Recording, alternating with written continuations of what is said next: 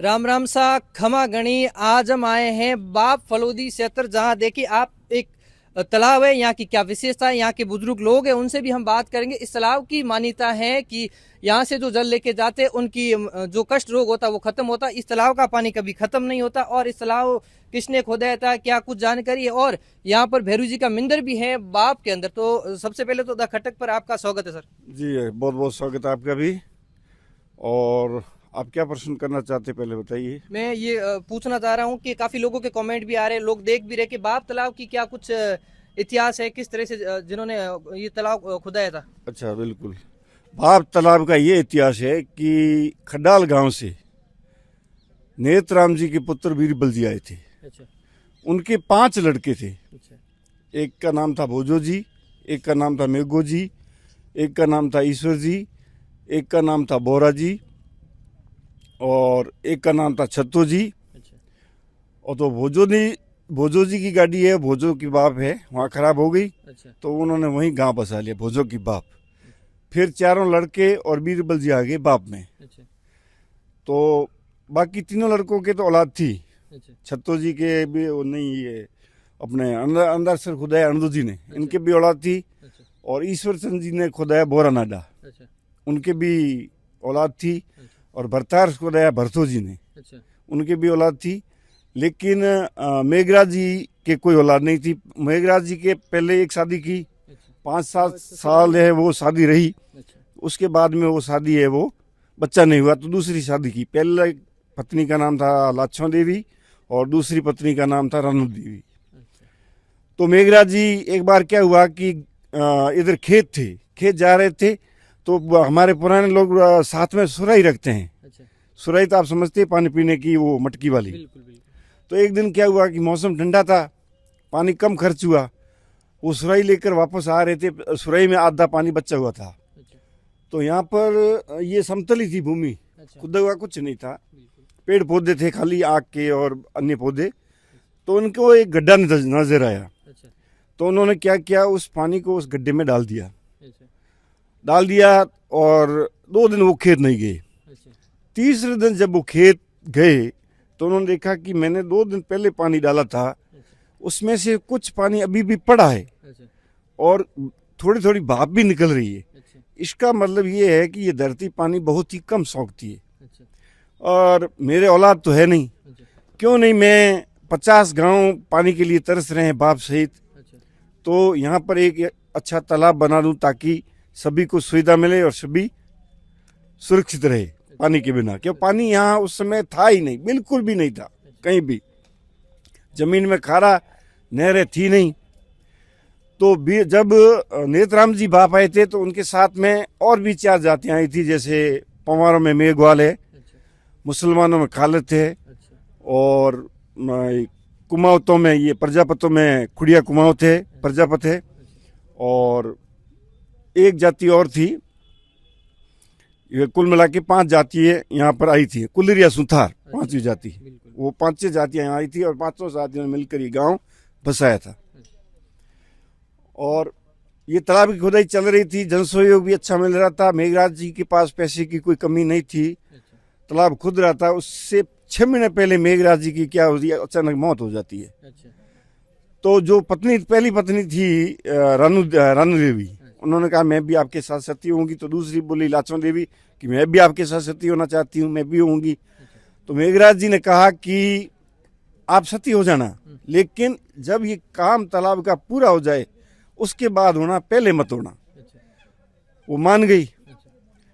तो मेघराज जी की जैसे ही वो चिता जलाई, वो पहली वाली पत्नी उनके साथ सती हो गई। अच्छा। फिर लाछो देवी ने बाद में इस तालाब को पूरा करा के एकदम बना के, सही बना के, 2-4 घाट बना के, कुछ घाट तो बाद में बने, अच्छा। उस समय के जो घाट थे वो बना के, और 6 महीने के बाद में भगवान से प्रार्थना की कि अगर मेरा सतीत्व है और मैंने मेरे पति के कहे अनुसार कार्य किया है, तो सूर्य भगवान से मैं प्रार्थना करती हूँ कि मुझे अग्नि प्रदान करे ताकि मैं पति के पीछे अपना सतीत्व प्राप्त कर सकूं।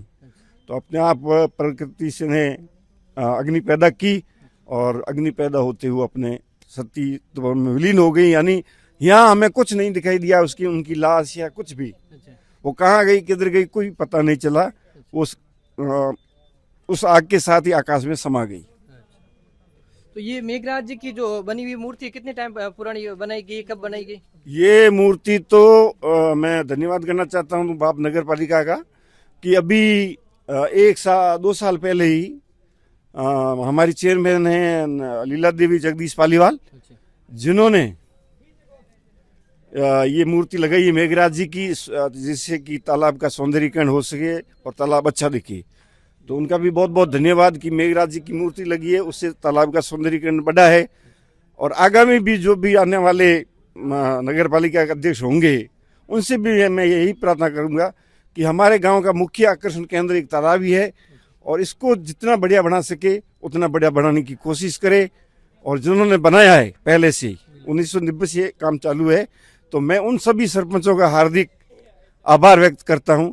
उससे पहले किशनलाल जी थे, उन्होंने भी तालाब पे खूब पेड़ पौधे लगाए, काफी मरम्मत उन्होंने कराई।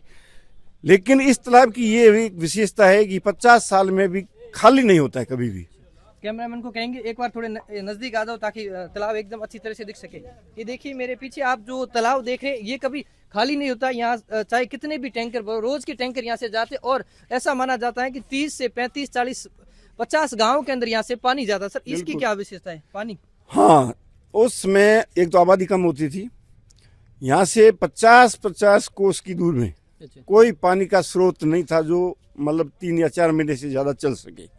लेकिन इस तालाब की और भैरू बाबा की इतनी कृपा थी, भैरू बाबा की, कि हजारों टैंकर जाते थे, मतलब उसमें ये गाड़े की चकड़े जाते थे। तो उस समय हम गाड़े के चकड़ा इस तालाब पानी के अंदर नहीं आने देते थे, इतनी इसकी निगरानी रखते थे, पानी की स्वच्छता के ऊपर पूरा नियंत्रण था। तो गाड़ा भर के ले जाते थे और गाड़ा भर के ले जाने के बाद में वो 3-4 दिनों से वापस, यानी कांजी की सेड, यहाँ से नजदीक जो भी गांव है, सूरपुरा है, मंडोर है, या नजदीक के करीब 50 गांव तो इसी तालाब से पानी पीते थे। लेकिन जब भी तालाब खाली होता कि पूरी सफाई करानी है, एक बार किशनलाल जी की टाइम में हुआ था कि अब खाली हो गया है और इसको एकदम साफ करवा देंगे। बहुत कोशिश की लेकिन आइन टाइम आधा बीघा जमीन वो जब पानी रह गया और बरसात हो गई और भर गया, यानी पूरा साफ नहीं हो सकता। आज तक इतिहास है कि इस तालाब की पूर्णतः कभी सफाई हुई नहीं है, पानी उससे पहले बरसात हो जाती है। तो इसको मैं भैरू बाबा की कृपा ही मानता हूँ विशेषकर, और महादेव जो हमारे तालाब पर विराजमान है, उन दोनों की कृपा से ये बहुत ही बढ़िया मेहरबानी चल रही है। और इस पानी की ये विशेषता है, अब तो थोड़ा अन्य अपशिष्ट पदार्थ इसमें आने लग गए, लेकिन पहले जब हमारे बुजुर्ग, मैं देखता था डांग लेके इस पानी की रखवाली करते थे, चारों ओर घूमते थे, कहीं कोई गंदगी नहीं है, कहीं कोई पेशाब तो नहीं कर रहा है, कुछ अनहोनी तो नहीं हो रही है। उस समय पानी था जो कई बीमारियों को, असाध्य बीमारियों को भी ठीक कर देता था। इस पानी में ये गुण थे, यानी शुगर, थायराइड, ये अब सुन रहे हैं बाप के अंदर। जब ये हम तालाब का पानी पीते थे तब तक हमने कभी शुगर का या थायराइड का या ऐसे बहुत ही कम चांस देखे। थायराइड तो किसी को होता ही नहीं था। लेकिन नदी का पानी इसमें मिलाने से, नहर का पानी इसमें मिलाने के कारण अब ये कई प्रकार की बीमारियां होने लगी है। लेकिन अभी भी अगर जो तालाब का पानी पीते हैं उसकी विशेषता, उसकी शारीरिक संरचना, उसके शरीर का स्वास्थ्य अलग ही होता है। तो यहाँ पर भैरू जी का मंदिर भी काफी पुराना माना जाता है, या पहले तालाब बना के भैरू जी की मंदिर स्थापना हुई थी? तालाब बना। अच्छा। तालाब बना के, क्योंकि तालाब पहले नहीं बनता तो नींव नहीं लगती। अच्छा। तो तालाब बना। तालाब बना के फिर पूर्वजों ने अनुमान लगाया कि कितनी नींव और कैसे पत्थर डाले ताकि कितना भी पानी में रहे ये मंदिर गिर न सके। अच्छा। तो उस प्रकार से तालाब बना के फिर इस मंदिर को इस प्रकार से उन्होंने, पूर्वजों ने बड़े पत्थरों से सुशोभित किया कि कितना भी पानी आ जाए, कई बार मूर्ति भी पानी में डूब जाती है, लेकिन पानी को, ये मंदिर को और शिव जी के मंदिर को क्रॉस तक नहीं आती है, यथास्थिति में पड़े रहते हैं। इतनी कृपा है बाबा की।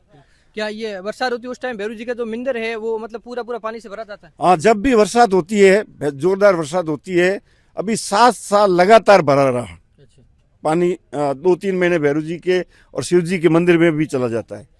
लेकिन अभी इस साल ये थोड़ा सा खाली है तालाब, भैरू जी के मंदिर में पानी नहीं चला गया। बाकी 7 साल से लगातार भैरू जी के मंदिर में और शिव जी के मंदिर में तालाब का पानी जाता है। अपन यहाँ खड़े हैं, यहाँ तक भी पानी आ जाता है। बिल्कुल। जैसे कि आपने बताया इस तरह से, ये इतिहास कितने साल पुराना इतिहास है? ये लास्ट जो रानी देवी जो सती हुई है वो लगभग 1520 विक्रम संवत ईस्वी में उनका जो मूर्ति है वो लगी हुई है, 1520 की। बिल्कुल। तो 1450 से के बाद में ही बाप गांव का बसेरा हुआ है, यानी लोग आए हैं बाप गांव को बसाने के लिए। बिल्कुल। तो यहाँ पर काफी श्रद्धालु भी आते हैं क्या? कहाँ से श्रद्धालु होते हैं? बाहर से काफी मैंने देखे थे, 1-2 दिन में भीड़ा भी लगता है। और यहाँ पर एक मेन 2 दिन होता है, वो कब होता है? भैरू बाबा के चैत्र मास में विशेष मेला भरता है या भाद्रपद में विशेष मेला पड़ता है। जब भी शुक्ल पक्ष होता है उस समय यात्री ज्यादा आते हैं, और दशमी के दिन ज्यादा आते हैं, या भैरू बाबा का जन्म दिवस होता है उस दिन भी बहुत ज्यादा आते हैं। यहाँ गुजरात, राजस्थान के हर भाग से, गंगानगर, बीकानेर के तो अति भक्त है, अति ज्यादा भक्त है। बीकानेर, रायसिंह नगर, इधर जोधपुर, जैसलमेर, यानी जो भी बाप से निकला हुआ है या बाप के भैरू का नाम सुना है वो सभी आते हैं। और दूसरी इनकी विशेषता ये है कि बाल भैरव है, बटुक नाथ भैरव बोलते हैं इनको, बाली रूप है भैरू जी का। तो यहाँ पर सिर्फ सात्विक भोजन प्रसादी ही चढ़ती है, बाकी किसी प्रकार का भोजन, मादक पदार्थ अवैध है और अमान्य है और पूजा करने के लिए लायक नहीं है। और उनको उस पर हमने रोक भी लगा रखी है। अगर कोई लाता है तो आप वैसे ही पकड़ा दो वापस, और चढ़ाना नहीं है, क्योंकि बाल स्वरूप है इसका। बिल्कुल। एक मेरा आखिरी सवाल है, ये जो छतरियाँ दिख रही है इनकी क्या विशेषता? ये काफी समय पहले की है, बाद में बनी किस तरह से? ये 2 छतरियां हैं, ये तो दोनों पत्नियों की है। अच्छा। 2 छतरियां हैं, वो तो दोनों पत्नियों की है। एक तो रानू देवी की है, एक लाछन देवी की है। जब वो उन्होंने तालाब बना दिया, और तालाब बनाने के बाद में जब ये तालाब बन के तैयार हो गया, तो उस समय वहां तक खुदाई नहीं थी, खुदाई कम थी। ये तो बाद में नरेगा वगैरह में या सरकार की योजना के अनुसार खुदाई हुई है।